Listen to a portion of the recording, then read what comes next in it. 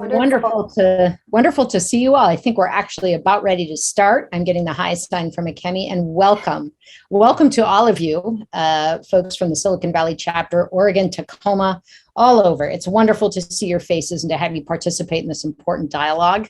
My name is Suzanne St. John Crane, and I'm CEO of ALF Silicon Valley and a proud member of the ALF National Board. This is our first event of the new speaker series that we're doing called Revolution of the Heart. And I just want to share with you a couple of sentiments about this speaker series and what was the driving force behind this theme for this year.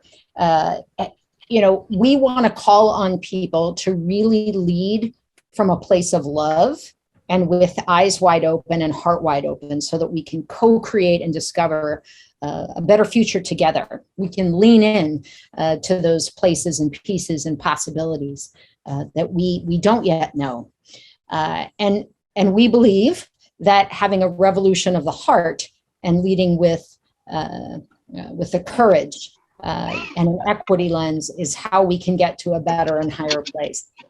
So if any of you read the blog that we put out, it kind of summarizes at the end a call to action, which is in 2022, ALF Silicon Valley invites us all to spend time in our hearts, suspending judgment, finding grace, and impatiently moving to action, mindful of what it means for the entire human ecosystem and the future of our planet. So friends, we have work to do, and we have an incredible kickoff speaker today to really get us inspired and thinking and in dialogue with each other. But first, what I would like to do is invite our development manager, Sumaya Musa, to open us up here with land acknowledgement and some thank yous. Sumaya. Thanks, Suzanne. I want to take a moment to thank our donors from the Phil Hammer Memorial Fund. They have done such incredible work helping to support this event today. And I want to call out specifically two of Phil's class members, Harry Stahl and John Flaherty. They have helped spearhead and champion the launch of Phil's Memorial Fund. We also have the David Sang Memorial Fund at ALF, and both of these work to celebrate and recognize two incredible senior fellows that have passed. These events are possible because of the support of sponsors and participants like you. So always remember, please support. And I would like to also move on to the land acknowledgement. We would like to begin with land acknowledgement as a way to recognize our interconnectedness and responsibilities across history and in our multicultural community today. Across Silicon Valley and the Bay Area, we're on the land of the Ohlone. Others joining from across the US are on other tribal lands. We thank the past, present, and future generations of these tribes. As we gather for the purpose of leadership for the common good, let us remember that to create a truly inclusive community and democracy, we must work to unpack our history of colonialism and dismantle current systems of injustice so that all people in our communities can thrive. Thank you, Sumaya. Thank you so much. And now what I would like to do is introduce one of our board members who is going to kick off, give us an overview of what we're up to today and be in dialogue and conversation with our wonderful speaker. Perfect person to be leading off a Revolution of the Heart speaker series today. So I'd like to introduce Kim Rivera, ALF board member and proud member of class of 33. Kim has spent the last 25 years working in a variety of executive and C-suite roles in the Fortune 500 tech sector, healthcare, consumer products, to name a few. She's been an outspoken advocate for diversity and inclusion in the private sector, and she currently serves as a director on the Thomson Reuters and Kano Health boards. Kim, take it away. So glad you're with us. Thank you, Suzanne. I'm very excited for the program today and happy to be with all of you here.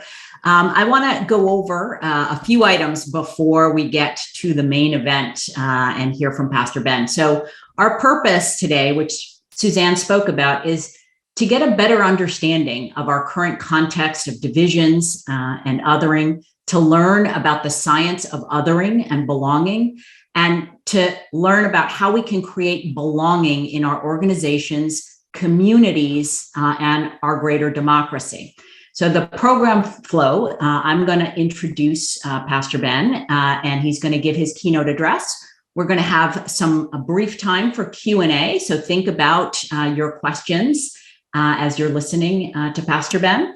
We're going to have dialogue in breakout rooms, and then we're going to reconvene as a group to hear insights and final remarks. And we are recording the session, so please keep yourself on mute. Feel free to use the chat, and remember, we are recording. So now we're going to hear from Pastor Ben McBride. He is the founder of the Empower Initiative. He is a nationally and internationally recognized speaker, spiritual leader, a justice advocate, and a trainer on bridge building and fostering belonging to address challenges in organizations and community. Pastor Ben, welcome, and we are all so thrilled and excited to hear from you and learn from you tonight. Thank you so much. It's really great to be here and to have the opportunity to hold space with us here at this time, wherever it is that you might be.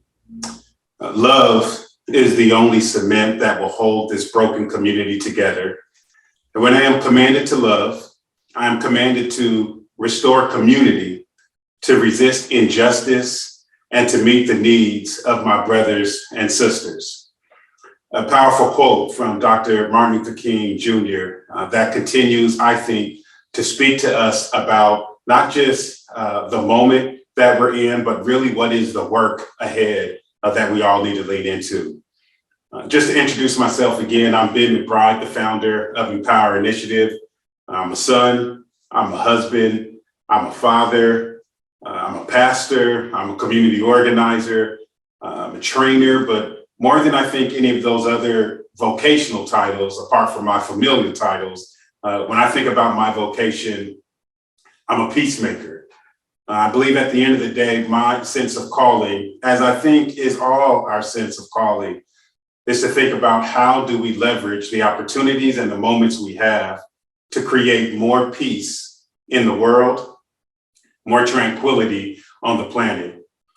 A part of my story over the last several years has involved me being in a lot of hot temperatured situations where a lot was at stake and a lot was at risk. To think about how we can find ways to actually create belonging and at the end of the day, widen the circle of human concern. And whether for me that showed up in the context of engaging in the work to reduce gun violence in the city of Oakland and providing support for folks across the country, or whether that was finding myself at the intersection of the police and community divide, particularly around the notions of how Black people, we were experiencing the impacts of policing upon us. What I continue to find in those moments is those moments continue to offer us opportunities to think about who we are going to become and what are the opportunities really available for us to step into the moments that we have for the opportunities that we need to take to really change this world. So why am I here today, apart from this kind of powerful space that's been created? Because I firmly believe that we belong to each other. But we've been offered a false choice, one that says that the only way to find safety is to be segregated from those who are different from you. Whether that difference is people who don't look like me, or people who don't pray like me, or people who don't love like me, or people who don't work like me or live where it is that I live, that the only way I can find safety is to only be around the people that are most like me. But I believe deeply in my heart that we are actually safest when we are integrated with those across difference, that our true safety lies in our interrelatedness to one another across difference. But the challenge is that can sound very, kind of optimistic, and some might even argue naive, because we are living in some very polarized times. I don't have to tell you, everything now has been polarized, whether it's about the vaccines and the pandemic, or whether it's around the notions of race that have been conversations for hundreds of years, or whether it's about what's the work we're really going to do to continue to recognize with eyes wide open our indigenous relatives, or what's the work we're going to do to ensure that both our Muslim relatives and our Jewish relatives don't find themselves under the target of othering that is rampant across our community. We are being polarized against one another in very intentional ways that puts the pressure on us to actually have a smaller circle of human concern. And so the question is, how do we respond to this polarization? Now, what I would argue is that, in moments like these, we're oftentimes trying to say, okay, well, what's the thing that I need to do, right? What's the new law that I need to vote for? Or what's the action that I need to take? What's the campaign I need to support? What are the metrics I need to hit in my organization? But I would submit for you that the wrong first question is, what do we need to do? The right first question is, who do we need to become? And how does that becoming inform for us a new kind of doing that currently is not within our reach? Now, the challenge of becoming is we don't want to get stuck there because we actually do need to do some things. But the case that I'm making is we need to do what we do out of a new place of who we have become. Because like many other mammals, when we find ourselves as human beings under stress, we do what other mammals do, which is we migrate. We move to different places. But because of the realities that we're all in and the families we have and the ways in which we are justifiably connected to places, we can't always migrate. And so the stress that we feel about change and the stress that we feel about the things that are out of our control, they produce anxiety. And oftentimes the way we respond to that anxiety is social. And unfortunately, we do that in what Dr. John Powell calls breaking. In breaking, we either other people or we sane people. In othering, we say, these people are not like us. The people who don't look like us, think like us, love like us, pray like us. They're not like us, so we should be suspicious of them. We shouldn't trust them. Matter of fact, we might need to actually put in some laws or systems or practices or barriers to ensure those people don't come where we are. And in that regard, people end up not being included in the circle of human concern. But othering is not the only way that we break. We also break by saning people. When we actually say, no, these new people or different people are okay and they're welcome in the circle of human concern because they are just like us, which is also not true. Black people are not like white people. Muslims are not like Christians. Queer people are not like straight people. Women are not like men. We might be similar, but we are different. And those differences actually create an opportunity for us to foster and create more belonging if we're willing to learn how to hold and handle those differences in a way that is honoring and fuels belonging, rather than holding it in a way that is rooted in suspicion and in fear. So what we want to figure out is, how do we create and widen the circle of human concern? Well, the first shift that I would offer for us, and as we think about who it is we need to become, is we need to become people who build shared humanity. And so what does it mean to build shared humanity? One of the things I think is it means that we have to close our proximity to people across difference. That one of the challenges we have in creating belonging is we are all just too far away from each other. Now, far away doesn't always mean distance. Sometimes it just means that there's too much space in between your experience and my experience.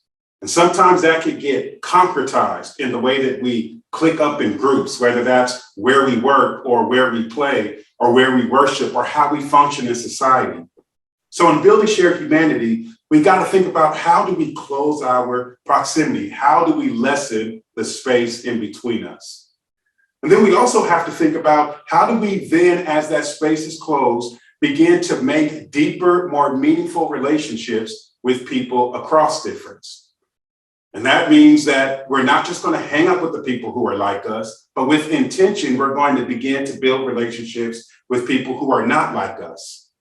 Now, one of the obstacles in doing that is implicit bias, because you can't see what you don't see. And so part of the work that we have to do in our becoming to build shared humanity is we have to be people who are constantly working on what it is we don't see. We're going to have to commit ourselves to doing our own self-work to not take the, confusing misstep to be colorblind, but we actually need to be color brave. And while that idea only relates to race, I think you can take that same framework and offer it around the other notions of difference, whether that is around religion or gender or identity or even political orientation. Because one of the ways that we're experiencing polarization at the highest level is certainly around our political atmosphere. A few years ago, I was in Boston, Massachusetts. My daughter was starting her junior year in college at Boston University. And I was coming out of the airport and I looked up and I saw an older white brother, and he leaned up against the wall, had a salmon colored polo, some tan khakis. He leans up against the wall and he grabs his heart, and his eyes seem to roll in the back of his head. And so I got over there really quickly. I was like, "Hey, are you okay, sir?" He said, "Yeah, I'm okay." And I said, "Okay." He was like, "Yeah, I think I was having a medical emergency." And I was like, "You're okay?" He said, "I'm okay." And right at that moment, my eyes drifted up to the top of his head and I saw he had a red hat on. And immediately in my brain, I said, "Is that a Make America Great Again hat?" Now, it wasn't a Make America Great Again hat, but that actually isn't the biggest point that I'm trying to point out, which is the hat. The point that I'm lifting up is that while my instincts felt a sense of not being safe because I saw the hat, I also had to recognize that inside me, when I saw this man having a medical emergency, the hat actually wasn't the most important thing. What was important was his humanity. And in that moment, what my instincts didn't do was to run over and try to figure out what color hat he had on. My instincts informed that I needed to get over and make sure that another human being was okay. I lift that up for us because as people who are going to build shared humanity, this is not about something that we need to learn. It's actually more about what it is we need to remember. That we are radically interconnected to one another across difference. As Dr. King says, we are locked up in the inextricable cords of mutuality. This does not have to be taught. It only has to be remembered. But in order to build shared humanity, it means we are going to have to do three things. We're going to have to slow down, check our assumptions, and make space. In a study that I learned about with Dr. Jennifer Eberhardt, who I had the opportunity to work with as we were training a lot of law enforcement over the years, she told this study about three priests, Catholic priests, who they did a study around, who were doing some evaluation of people around this notion of making space and building shared humanity. And in this, they gave all three Catholic priests the same passage from our Christian tradition. It's a story called The Good Samaritan. If you're not familiar, the story is about a man who was traveling a road, who got assaulted by robbers, left on the ground for dead. And in the story, there are two religious officials who come by the way on their way to do their religious practice, and they leave the man on the side of the road because they were trying to be faithful. And yet it was the man who was seen in the story as the outsider who stopped, helped the injured man, and ensured he was okay. And so in this study, the three Catholic priests all are offered the same passage and then told to write a sermon to go across town and offer their sermon at Mass. And on the way towards the Catholic Church for them to provide their sermon, the researchers put someone on their path who was broken down on the side of the road, who needed help changing a tire. And what they found that for two of the priests with whom they gave shorter amounts of time, they passed over the man to go and be faithful.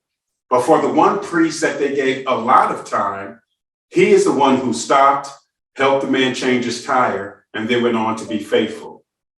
What the study seemed to suggest is knowing to do the right thing is actually not what empowers us to do the right thing. It's actually having enough time to do the right thing. So the question for us in a hyper-capitalistic environment is, how do we discipline ourselves to slow down so that we can check our assumptions and make space that empowers our ability to build shared humanity? Now, as we start building shared humanity, we can't stop there, but we also have to move over to begin to bridge across difference. So what does it mean to bridge across difference? It means that we want to step into the shoes of other people's story and experience. It means that we don't step into their shoes to affirm their experience, but it does mean we step into their shoes to acknowledge that this is a lived experience.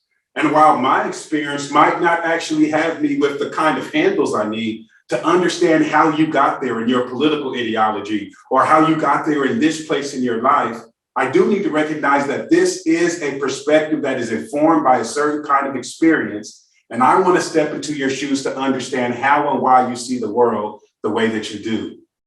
Bridging across difference means that we have to listen longer than feels comfortable.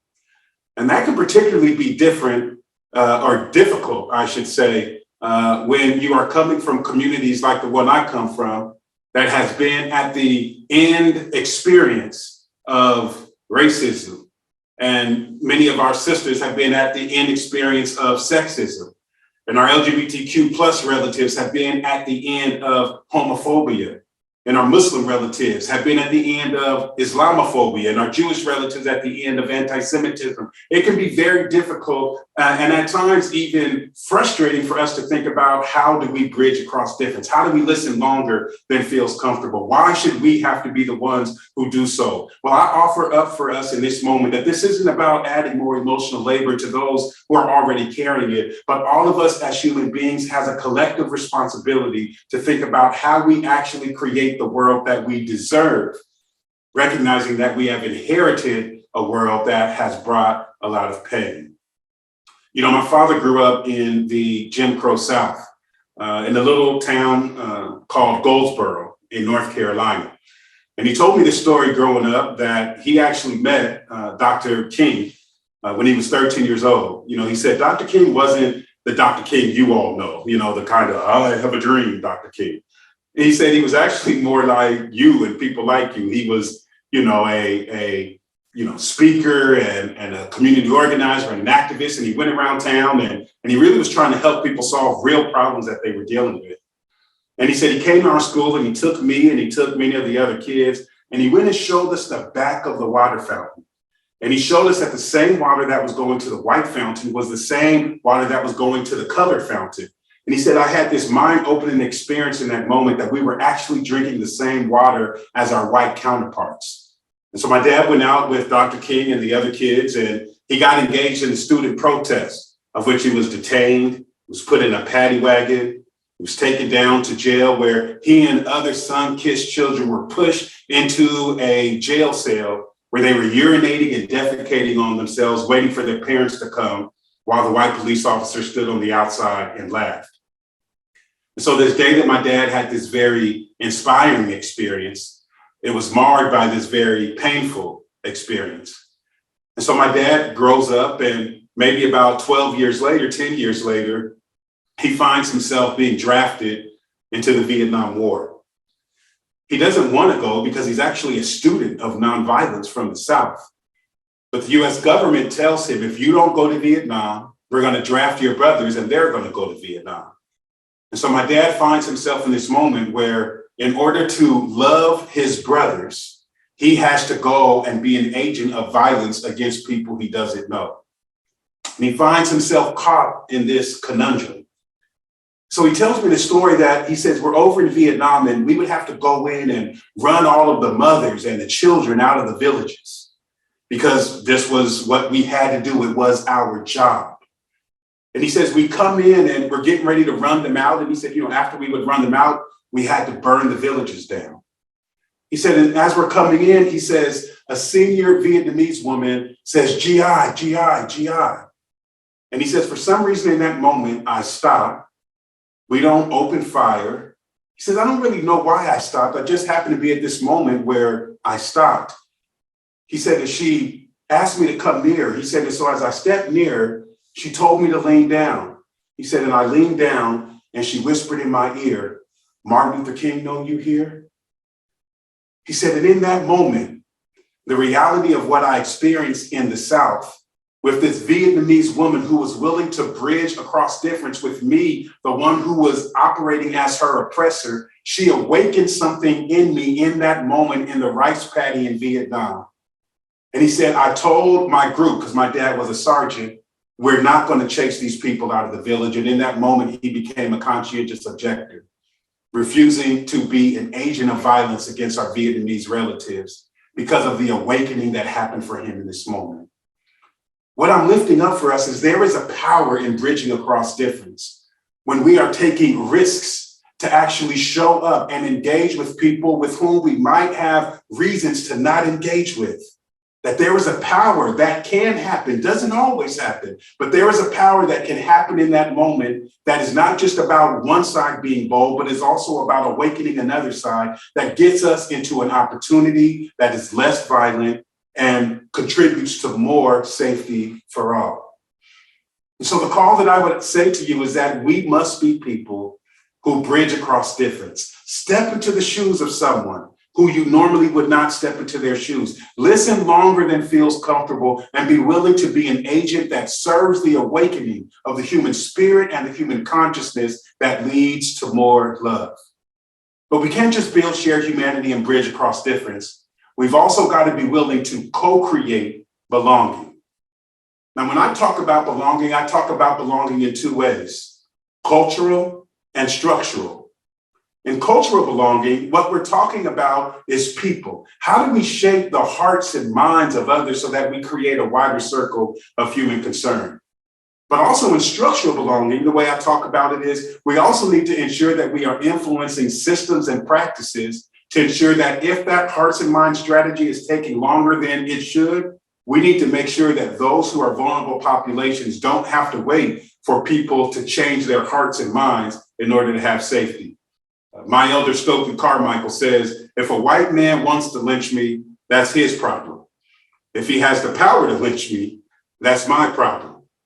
So when we think about belonging and cultural and structural belonging, we must be willing in the spirit of both of those to co-create across difference. What that means is that we, particularly those of us who find ourselves having more power and privilege in the story, we must be willing to recognize who are the most impacted populations and how do we ensure that those who have been most impacted are offered more agency to shape the stories and the future of where we collectively are going to go. It means that those of us with power and privilege become aware of that and we check that power and privilege. And we recognize that pain actually is the best direction for helping all of us know where it is that we need to go. In belonging, we are making sure that we're not just having participation, but that we are actually sharing power. At the end of the civil rights movement, with the whole emergence of the diversity movement, there was a big conversation, particularly in corporate culture, about getting more voices in the room that didn't look like the dominant culture. And then later after that came the call that we need to have inclusion, meaning these new voices need to be valued. And then after that came equity, saying, well, how do we ensure that the new people that are here that are now feeling valued, that they get what it is that they need? But what still has been missing has been who has the power to decide that the very things we have are the very things that should be? And so what I'm not advocating is that somehow we're going to be able to tear down every institution we have or totally restructure or tear down the government at the same time. What I'm saying is that we all are going to have to rebuild this airplane at the same time. And whether that airplane means your organization or your family, or whether it means your local government, or maybe it means the national dialogue, but that we are all going to have to get those who have been closest to the pain to actually direct us around the kinds of solutions that we need to get to. Belonging means that we allow those who have been most impacted to speak the truth and direct us around where it is that we need to go. So in this call of who it is that we need to become, the call is to build shared humanity. The call is to bridge across difference. The call is to co-create cultural and structural belonging so that together we widen the circle of human concern. Now, this is more easier said than done. And I found myself over 10 years ago, right at the intersection of this very conversation. There was a moment where I had moved into a difficult neighborhood in Oakland. At that time, it was called the Kill Zone. It's the area where the majority of the gun-related homicides occur. And I moved in there with my wife and 3 daughters because in 2006, there was 148 murders that year in the city. And I thought about that every other day there was somebody who was dying in the city. So I said, I'm going to move. I'm going to close my proximity. I'm going to get closer to try to be a part of this story. And as I did, I got engaged in community work like we all do. I tried to find ways on how can I be involved? How can I leverage whatever it is that I bring to be a part of the story that involves and helps others? So there was a day I was coming home from doing my community organizing and outreach work. And I came home and I looked across the street, and there I saw our neighborhood street pharmacist, and he was open for business. If you don't know what a neighborhood street pharmacist is, Google it. And I'm pretty sure, you'll find multiple definitions, right? So I saw my neighborhood street pharmacist there, and I felt spiritually called to go talk to him. And I told God, no. I said, I'm not talking to him. I said, in this moment, I feel the energy of Sports Center descending upon me in this very moment. And I'm going to go in my house and check on my 49ers. And I did. And it took a couple weeks, and I kept feeling that nudge that Gladwell talks about in The Tipping Point, where Gladwell begins to speak and say that sometimes we get to these moments where we think we are far away, but we're actually at the precipice of change, and we don't even know it. And so I opened my door and I looked across the street, and there I saw my neighbor. His name is David. And so I came down the stairs and I walked across the street, and I walked up to him and I said, I'm concerned about you. And he said, why? I said, well, I've been looking at you for the last 2 years or so, and I feel like within the next 6 months, you're going to be dead or in prison, and I don't want that to be your outcome. He was like, why would you say something like that to me? I said, listen, man, it's just what I feel like I'm supposed to tell you. And totally trying to get out of it, I was like, so here's my card, right? Why don't you, call me sometime? He was like, what about later on today? And I was like, later on today, I was just trying to do the right thing, right? And so I said, what about tomorrow? He was like, okay, cool, tomorrow. And so we got together the next day. And so I took him to Starbucks. And I said, what is it that you want? He looks up and he says, a maca. I said, a mocha. He said, yeah. I said, you ever been here before? He says, hell no, I've never been here before. And I recognized in that moment that although he and I lived in the same neighborhood, we actually lived in 2 totally different worlds. And so I said, okay, let's get your drink. And I got my drink and we got in my vehicle and I said, let's go down to my office. Because at the time I was leading a nonprofit in downtown Oakland, doing reentry and doing kinds of community work and starting some of my organizing work. So I said, let's go down there and see if we can get you some support. And so we get in the car and, I'm uncomfortable and I'm trying to mask my discomfort by kind of this corny conversation I'm having. And so I look at him and I said, listen, I want to help you, but you got to keep it real with me. How many felonies you have? Right? Because that's a total appropriate question that you ask somebody, right? So I'm like, how many felonies do you have? He says, why you say I got a felony? I said, come on, man, like how many felonies? He said, I got one. I said, you got a dope case or a gun case? He says, I have a gun case. I said, you got a gun on you right now? He said, yeah. I said, make sure the safety's on so you don't shoot yourself in my car. So here we are driving down the street with 2 mochas and a pistol, right? It's a very awkward situation, right? So we're driving down the street and we're having this conversation. We get down to the center and he starts making some different choices and decisions, taking agency over his life with some support and an ally who's willing to try to contribute to the decisions he wants to make for himself. And he had started coming with me to work, kind of once or twice a week and accessing some of the resources that were there. And so one day we were coming back home and he looks at me and he says, hey, man, thank you. I said, for what? He says, I don't know, whatever it is you call this. And I realized in the moment that my young brother didn't have the lexicon to describe relationship. And so we pull back in front of his grandmother's house. He gets out, which is 2 houses down from mine. I pull in front of my house. And that's when it hit me. For David, which is his name, hope had been living in the neighborhood. but it didn't make it to him until I crossed the street.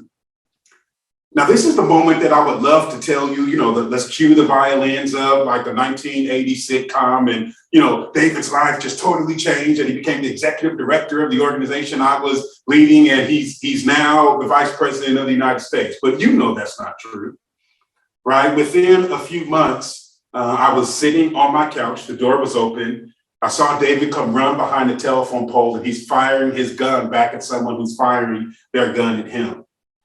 And David was incarcerated then, and he's still incarcerated now. And I remember that day, I was frustrated. I kind of said to God in my own spiritual relationship, why did I have to go talk to David? He still ended up making some of the same decisions that he made. But what I realized in that moment is that when I crossed the street for David, I wasn't just crossing the street for David. I was also crossing the street for myself. Because it was the hope that not just came to David when I crossed the street, but it was the hope that came to me for me to recognize that although I am as square as a box, there was still something in common between me and David, and that our relationship together was going to help the both of us. And so what I want to offer for you is not that you need to drive where you are and go find the kill zone in your region and try to go find a David to talk to. That's not the invitation. The invitation is that the street that you need to cross might be the hallway at your work. It might be the hallway in your home. Maybe the street you need to cross is across political ideology. Or maybe that street is across religious difference. Maybe that street is across the notion of sexual identity or race or power or gender. But whatever that street is, I want to encourage you that hope is living in that space, waiting for us all to step into the intersection and engage it, to build, to bridge, and to belong. And I will tell you that I would love for us to not have to do this. But in a moment like now, if we don't do something different, war is inevitable. Violence even more inevitable, and the destruction of our planet if we do not make a shift collectively around who it is that we need to become. But because you're here, I trust you are ready to start making some different choices. And together, I hope to meet you in the middle of the street. Thanks for listening. Thank you so much, Pastor McBride. There's so much that you have shared. So I wanna kick off. You touched on this, and there's a great question that's come up, and I wanna frame it using a quote from Dr. Otto Scharmer, who's the founder of Theory U framework, right? And he says about conscious leadership, the big problem in the world today is the knowing and doing gap. We know what to do, but we aren't doing it. You're telling us here part of what we need to do, but there's a disconnect between our head, what we think, and our hand, what we do. And from a systems point of view, you cannot bridge that gap between the head and the hands without activating the intelligence of the heart. And I think you very eloquently said to us, we know that the current context activates our fear, our anxiety, our pain, right? And those are not signals that we should run, but rather that we should lean in. And so the question is, what steps or what advice do you have for each of us in our spheres of influence to start activating that intelligence of the heart, that instinct to lean in when we want to run? Oh, I can hear somebody off of mute. So if you could go on mute. Anyway, I'll start with that question and then we'll keep going with questions from the group. Absolutely. No, I think it's a great question. And what I would offer for us is to reorient ourselves around the challenges that we're trying to solve. And so I think sometimes the big obstacle is we see a big challenge, whether that's in our organization, whether that's in society, or whatever it is, and we want to figure out how we solve the whole problem at the same time. And the way that I've experienced change and solution and success is that in organizing, we've said historically, nobody eats a loaf of bread whole. You have to cut it into slices, right? And so a part of what I'm inviting us to do when we think about how do we activate this, sense of internal capacity, emotional intelligence when we're being motivated by fear, is to look for where are the close, proximate opportunities for you to start. And so rather than trying to take on the big, huge problem, we need to develop our emotional muscle and the ability to take on some of these challenges a little bit at a time. So it might mean that we first start in practicing to build some emotional muscle and around how we have conversations across different so that we can build different systems, but we're going to have to do so a little bit at a time. And so finding ways for us to engage that aren't overwhelming, because what's happening in that moment is not just that the system needs to change, but I would like to argue that we need to change, because we may have allowed ourselves to become positioned in the back corner of a certain experience or perspective, that there also might be some invitation around who we need to become as we're trying to solve these problems or create some different outcomes and solutions. So I invite us to look for small wins and small experiments that we can engage in that build our personal capacity to engage over the long term to solve the big problems. A quick thing that I would say, and this requires a lot of imagination. I say often that as a Black man, the only reason why I'm here is because an enslaved African woman did little things every day to imagine me in her future. And now I am here to continue the story that she started 400 years ago. My question is, what are the little things we're willing to do to build our capacity over the next 50, 40, 30, or 70 years that we have in life that empower the next generation to continue the story? Oh, thank you. That's actually, I think that picks up on a couple of themes in the questions, right? Which is, what would you say, or what advice would you have for how we can build bridges with people who may be diametrically opposed to the things we care about, like inclusion, diversity, or might be, just firmly resistant to things that we are deeply committed to? What can we do? Or what would you advise in terms of those folks? Absolutely. So the first thing to know is that we can't bridge with everyone. Just like geography, you can't build a bridge everywhere, right? It's just not possible. But what I do think we have to get some awareness around is how are we making meaning and understanding who we believe we can bridge with or not? Do we believe that because someone has a certain political point of view or religious identity or certain orientation about life, that these people are just not within the proximity to bridge? Or is there more to know that helps us know who we can bridge with and who we can't? And I'll provide two quick examples. One of my colleagues, Desmond Meade, he was responsible in Florida as a community organizer, advocate, formerly incarcerated brother who became a lawyer. He was directly responsible, along with those with him, of ensuring that Floridians received the right to vote in Florida, Amendment 4, I believe it was called, in 2016, that helped bring and enfranchise more people to participate in democracy. But what he found was that as he was going around Florida, there were certain people that he just thought he couldn't bridge with because they had a Confederate flag on their porch, and Desmond is a Black man, and he's about as big as I am. And so he shows up dark-skinned, brown, and bald, and he just assumed there were certain people he wasn't going to be able to bridge with. But he said, what I found was some of them I could not bridge with, but some of them I could. And for some folks, the message of justice is what resonated with them. He said, but for others, the message of mercy is what resonated with them. But Desmond took the risk to actually show up and take the chances to figure out who he could bridge with and who he couldn't. And what he found was, although the kind of progressive movement didn't win the governorship in Florida, 60-something% of Floridians voted to give and enfranchise people the right to vote, which meant he bridged across difference that actually included people who had a different political persuasion than he did. The second example I would give is I used to train police officers all across California and a little bit across the country. And when I first went in to train police officers around implicit bias and around the experiences that particularly Black people had had in community, the police would be training. And as soon as I got up, the police would stop. In one situation, an officer actually turned his body physically away from me and faced the wall. It was clear he did not want to bridge. And at a certain point, I was trying to figure out, how do I engage these people? And I went home and I talked with my wife. Commercial, men, we need to start listening to women. All right, close commercial. And so I went home and I talked to my wife, and she said, well, why won't they listen? What's the obstacle? I said, well, they keep telling me I don't know what it feels like to walk in their shoes.